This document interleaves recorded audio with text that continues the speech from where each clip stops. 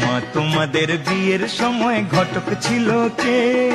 এমন সুন্দর রাজ্যটকে মিলন ঘটায় যে, বলা মাগো ঘটক ছিল কে? মা তোমাদের বিয়ের সময় ঘটক ছিল কে? মা তোমাদের বিয়ের সময় ঘটক ছিল কে?